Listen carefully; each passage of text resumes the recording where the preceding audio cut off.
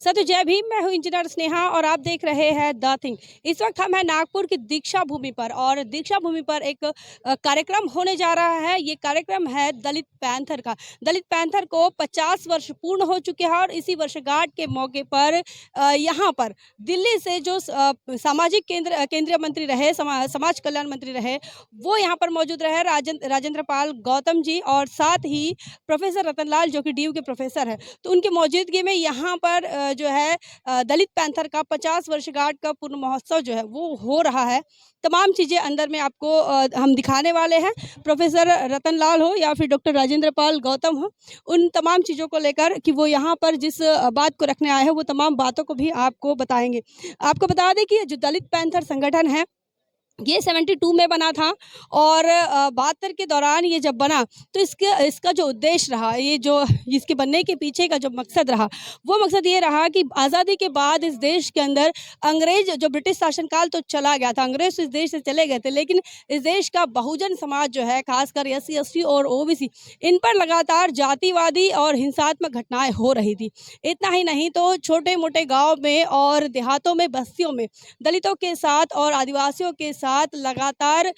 जातीय उत्पीड़न और जाति के आधार पर उनके साथ अमानवीय जो हिंसा है वो हो रही थी। तो ऐसे में एक विद्रोही स्वरूप से एक संगठन का निर्माण हुआ और उस संगठन का नाम है दलित पैंथर। तो आज उसी दलित पैंथर को 50 वर्ष पूर्ण हो चुके हैं और उस 50 वर्ष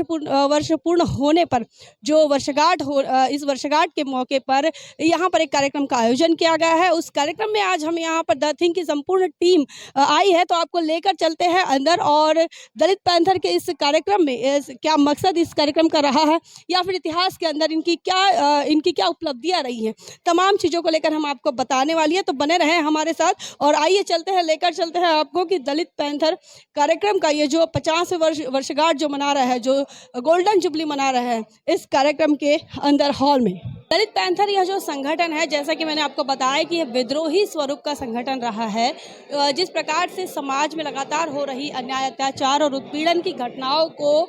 जो है समझते हुए और समाज के अंदर इस बदलाव को देखते हुए इस संगठन का निर्माण हुआ था। इस संगठन का निर्माण नामदेव ढसाड़ और उनके साथी JP पवार और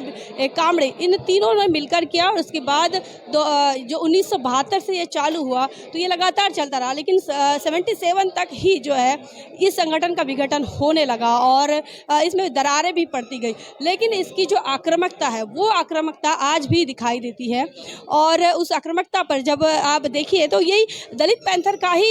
ये देन है कि दलित जो साहित्य का निर्माण हुआ, दलित कलाओं को जो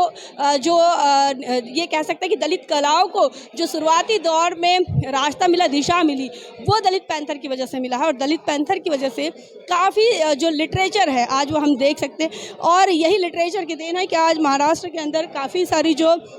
किताबें हैं वो किताबें आ रही है मिशन मूवमेंट को लेकर। आप यहाँ पर देखिए और जहाँ जहाँ पर डॉक्टर बाबा साहब अम्बेडकर के नाम से संगठन बनते हैं, जहाँ जहाँ पर डॉक्टर बाबा साहब अम्बेडकर को मानने वाले लोग एकत्रित होते हैं, मिशन मूवमेंट की बात करते हैं, वहाँ पर किताबों की अक्सर बातें होती है और किताबों को आपको देखने को मिलता है। तो यहाँ पर किताबों के स्टॉल जो हैं वो देखने को मिल रहा है। यहाँ पर देखिए जनता जो डॉक्टर बाबा साहब अम्बेडकर इन्होंने जो पत्रिका निकाली थी, जो साप्ताहिक निकाला था, उस पेपर के साथ साथ और ये जो नामदेव ढसाड़ मैं आपको दिखा रही हूँ, ये इन्होंने ही शुरुआत की थी दलित पैंथर की और इसके बाद लगातार जो दलित पैंथर है समाज के अंदर काम कर रहा था। ये इस प्रकार से काम कर रहा था कि दलित पैंथर से जो है राजनीतिक दबाव भी बनते हुए नजर आ रहा था। ये कह सकते हैं हम कि दलित आंदोलन का स्वर्ण काल ही उस समय रहा होगा, लेकिन मनुवादी षड्यंत्रों के शिकार जो है वो दलित पैंथर भी हुआ और दलित पैंथर का विघटन भी जल्दी हो पाया। लेकिन और भी इस बारे में और भी कुछ जानकारी हम लोगों से भी जानने की कोशिश करेंगे, लोगों से भी बात करने की कोशिश करेंगे और आपको बताएंगे दलित पैंथर के इस गोल्डन जुबली के मौके पर किस प्रकार जो है लोग दलित पैंथर को जानने लगे, दलित पैंथर को मानने लगे। डॉक्टर बाबा साहब अम्बेडकर जो है उनका ये मानना था कि जो दलित समाज के जो युवा है, बहुजन समाज के जो युवा है, उन्होंने अपनी सामाजिक जिम्मेदारी को ध्यान में रखते हुए आंदोलन को अपना हिस्सा देना चाहिए, आंदोलन में अपनी भागीदारी देनी चाहिए। लेकिन रिपब्लिकन पार्टी ऑफ इंडिया के निस्तनाबूद होने के बाद, उसका विघटन होने के बाद, जब रिपब्लिकन पार्टी ऑफ इंडिया के टुकड़े हुए और लोग जो है टूट कर कांग्रेस में जाने लगे और कहीं कहीं जाने लगे, तो ऐसे में कुछ एक स्पेस खाली हुआ, एक वैक्यूम तैयार हुआ, जिसमें ये कह सकते हैं कि जो अम्बेडकराइट आंदोलन है वो आंदोलन कहीं नज़र नहीं आ रहा था। तो उस वैक्यूम को फिलअप करने का काम, उस वैक्यूम को भरने का काम जो है वो दलित पैंथर ने किया। तो दलित पैंथर ये जो संगठन बना, ये संगठन ब्लैक पैंथर के नाम पर बना या फिर उस तर्ज पर बना। बता दें कि जो ब्लैक पैंथर यह जो संगठन है वो अफ्रीकी अमेरिका के जो नागरिक हैं उनके अधिकार के लिए एक संगठन बना था, और वो जो आंदोलन है वो भी विद्रोही स्वरूप में रहा है। हालांकि वो भी मानवतावाद की ही बात कर रहे थे, नागरिकों के अधिकारों के लिए बात कर रहे थे। तो वही दलित पैंथर जब बना तो दलित पैंथर का भी वही तर्ज रहा, और ब्लैक पैंथर के तर्ज पर ये संगठन बनाया गया। और जब दलित पैंथर बना तो आपको ये भी बता दें कि दलित पैंथर बनने के बाद ब्लैक पैंथर का जो पेपर चलता है, अखबार चलता है, उस अखबार ने जमकर इस संगठन का समर्थन किया था। क्योंकि देश के अंदर, भारत के अंदर जो जाति व्यवस्था है, भारत के अंदर जो वर्णवादी व्यवस्था है, जिसके खिलाफ डॉक्टर बाबा साहब अम्बेडकर, महात्मा ज्योतिराव फुले और तमाम महापुरुषों ने देश के अंदर लड़ाई लड़ी, उस आंदोलन को जीवित रखने के लिए, और उस आंदोलन के वजह से, उस आंदोलन जिसके लिए था, जिन लोगों के लिए था, उन लोगों के हक अधिकारों के लिए ये रहा और उनके मानवतावाद के लिए रहा। क्योंकि देश के अंदर जो हालात रहे अंग्रेजों के जाने के बाद और रिपब्लिकन पार्टी ऑफ इंडिया के निस्तनाबूद होने के बाद, खत्म होने के बाद, उन हालातों को मद्देनजर रखते हुए दलित पैंथर का निर्माण हुआ था। आज भी वो जो हालात है कई बार आपको देखने को मिलते हैं, हमको देखने को मिलते हैं। गांव में आज भी दलितों को पानी नहीं भरने दिया जाता है, सार्वजनिक कुएं पर उन्हें पानी नहीं पीने दिया जाता है,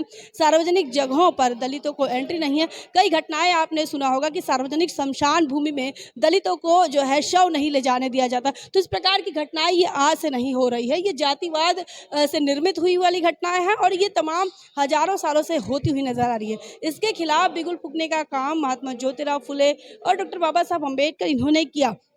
लेकिन उनके जाने के बाद जो है, जो वैक्यूम तैयार हुआ और जो दलित समाज है वो कहीं आंदोलन में नज़र नहीं आ रहा था। एक ब्लैक स्पेस हम उसे कह सकते हैं, उस स्पेस को भरने का काम दलित पैंथर ने किया और दलित पैंथर के माध्यम से जो विद्रोही आंदोलन चला, तो इस आंदोलन का प्रभाव काफ़ी जगह देखने को मिला। और जैसा कि मैंने आपको बताया कि ब्लैक पैंथर जो अमरीकी और अफ्रीकी लोगों के लिए आंदोलन चला, तो उनका जो अखबार चलता है उस अखबार ने भी इनका समर्थन किया। इसका मतलब यह हुआ कि देश के अंदर जो जातियां बनी है, देश के अंदर, भारत के अंदर जो जातियां है, भारत के अंदर जो वर्णवाद है, उन चीज़ों की जो ये कह सकते हैं कि उन चीज़ों की दखल जो है वो विश्व स्तर पर ली गई, वो अंतर्राष्ट्रीय स्तर पर ली गई। तो वो अगर होता है, अगर ये ऐसा हो रहा है, तो इसका सारा जो श्रेय है वो दलित पैंथर को जाता है। हालांकि समय के साथ साथ दलित पैंथर भी कमज़ोर हुआ, मनुवादियों ने कोई भी जो है कोशिश कम नहीं की और दलित पैंथर को भी कमज़ोर किया, दलित पैंथर में भी टुकड़े किए।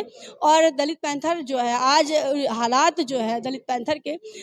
वो जो आंदोलन है वो आपको कमज़ोर तरीके से दिखाई दे रहा है। लेकिन आज ये जो गोल्डन जुबली मना रहे हैं, इस गोल्डन जुबली के मौके पर हो सकता है कि आने वाले समय में बहुजन समाज के जो युवा है वो युवा इस आंदोलन को समझेंगे और जिस प्रकार से दलित पैंथर काम कर रहा था इस देश के SC ST OBC के आंदोलन के लिए, दलित आदिवासियों के हक अधिकारों के लिए, उनके साथ हो रहे उत्पीड़न के खिलाफ काम कर रहा था, तो हो सकता है कि बहुजन समाज की युवा आने वाले समय में आगे आएंगे और इस प्रकार से अपने समाज के हक अधिकारों के लिए उत्पीड़न के खिलाफ बात करेंगे। इस संदर्भ में आपका क्या ख्याल है, कमेंट सेक्शन में जरूर बताएं। बने रहे द थिंक पर। जय भीम, जय भारत। बहुजन विचारधारा को घर घर तक पहुंचाने के लिए हमारे YouTube चैनल को सब्सक्राइब करें,